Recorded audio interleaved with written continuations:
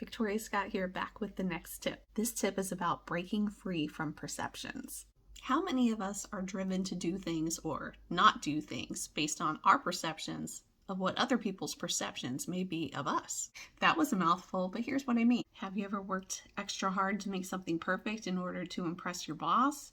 Have you ever not said no to someone because you were worried it would make them feel bad? Have you ever not spoken up about an accomplishment because you didn't want people to think that you were bragging? Sometimes those stories, those perceptions, they come from the inside, maybe from things that we even learned as children. Maybe you were told you were careless checking your work in school, and that's translated into perfectionism in your adult life. Maybe as a child you were told to be nice, and in your adult life that has translated into doing everything for everyone else at the sacrifice of your own sanity. Maybe when you were younger, you were told that an achievement of yours would make someone else feel bad. We all tell ourselves some sort of stories like that, and they can impact how we feel, how we behave, how we show up. And usually the stories, they don't have a lot of evidence to really back them up once we place them under some scrutiny. Why would your boss be impressed with you spending extra time making something perfect when you could have gotten something else done?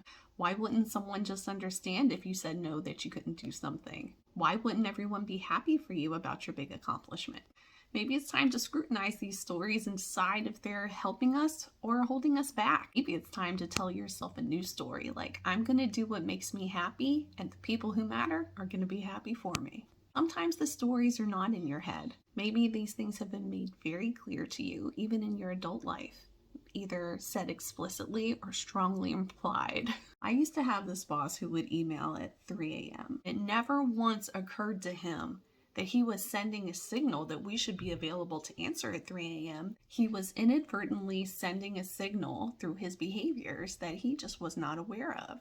I had a boss after that who, they would want you available at 3 a.m. to respond. They might never say it because they knew that they couldn't say that, but they would make sure that the message was very clear to you. But either way, whether it's all in my head or whether it's a message that I'm receiving, it's up to me to decide if I want to accept that message and how I want to respond to it. After all, I get to decide what makes me happy. I get to define what success looks like for me. I don't have to accept anybody else's definition. So I ended up leaving my work phone downstairs when I went to bed.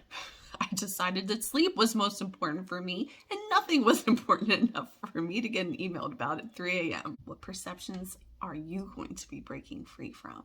I'll be back tomorrow with my next tip.